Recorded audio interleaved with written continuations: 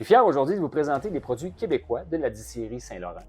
C'est des produits de leur série Exploration, donc c'est la deuxième année consécutive qu'ils sortent leur série Exploration. Cette année, 6 produits, dont 2 acérums et un gin vieilli, et, pour notre bonheur, 3 whiskies. 2 whiskies de seigle, des rails, et un single malt. Ce rail a été vieilli dans un fût de bière de Mekignac, celui-là ici de Sherry Oloroso, et leur single malt dans un baril de mezcal. Je vais goûter ces produits-là et les déguster avec vous et essayer de vous les faire découvrir.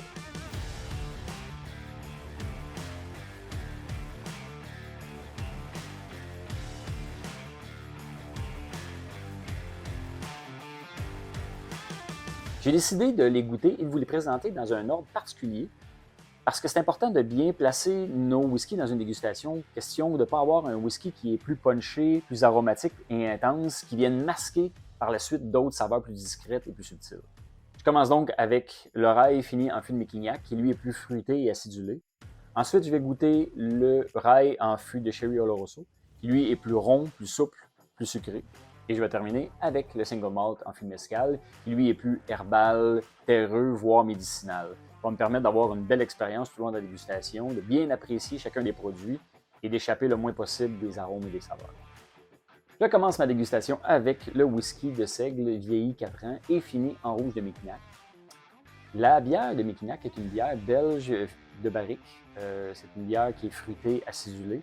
C'est une collaboration avec la brasserie à la vie. Le baril de Mekignac vient vraiment donner une belle couleur et une profondeur très intéressante et très prononcée au rail. Le nez est fruité et acidulé. Les fruits, la confiture de fruits rouges, la canneberge est en avant-plan. Le seigle est présent avec les épices, puis aussi le chêne, mais le chêne est un peu plus discret, plus en arrière-plan. C'est vraiment un nez superbe, assez différent des rails traditionnels, puis c'est vraiment surprenant comment les fruits viennent se marier parfaitement avec les arômes du seigle qu'on est habitué d'avoir. C'est vraiment un bon mariage.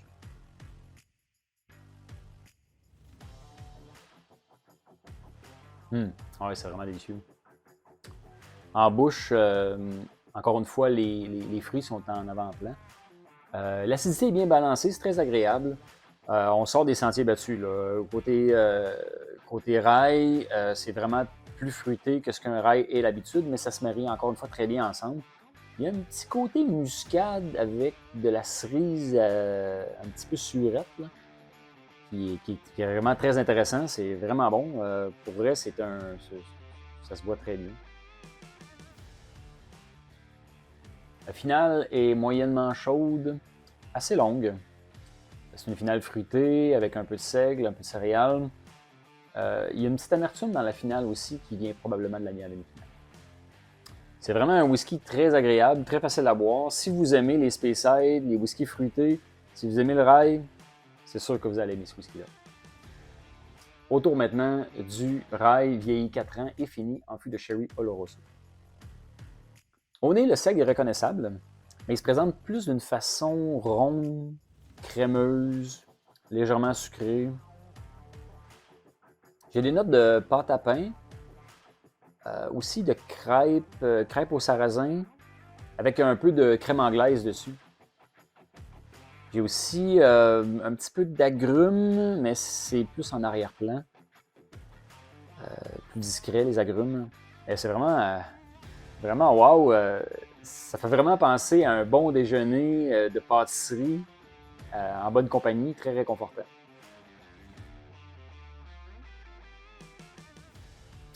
En bouche, c'est dans la même direction. C'est huileux, c'est crémeux, rond. J'ai encore la pâte à pain, j'ai des céréales. Petit côté pain brun. Petit subtil goût de noisette ou pâte de noisette ou pâte d'amande, quelque chose comme ça, là, quelque chose de vers les noix. La finale est quand même chaude, est assez douce, est longue. Une finale sur les céréales, sur le sirop. C'est vraiment un seigle très réconfortant. Ce whisky-là est vraiment dans mes cordes. Je suis vraiment une bébête à sucre, puis ces saveurs-là sont plutôt réconfortantes pour moi. C'est vraiment un whisky qui me ressemble. On termine avec le single malt fini en fût de mezcal. Le malt aurait été légèrement fumé directement à la distillerie avec du bois d'érable. Mais au nez, le caractère de fumée est plutôt discret, caché derrière les arômes de mezcal.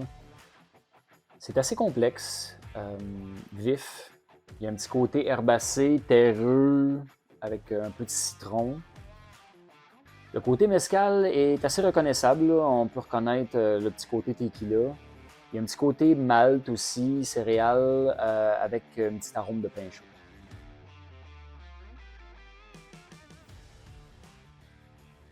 En bouche, je goûte le cuir en premier plan, avec un peu de céréales, encore une fois du citron, comme on avait au nez. Petite amertume, là, ça fait penser quand même à la tequila. On voit que c'est des arômes similaires. C'est plutôt terreux, avec un petit côté médicinal. C'est quand même intéressant. C'est un peu moins mon style, vu qu'à la base, déjà, j'aime pas vraiment la tequila, mais ça reste complexe et intéressant à décortiquer. C'est une belle expérience. Il n'y a pas de défaut. L'alcool est bien balancé. Il n'y a pas de mauvais arômes. C'est juste que je suis un peu plus, peut-être, porté vers des whiskies sucrés ou fruités. Fait qu'il me rejoint moins, mais ça reste un bon produit. La finale est plutôt douce, discrète. Pas très longue, pas très chaude.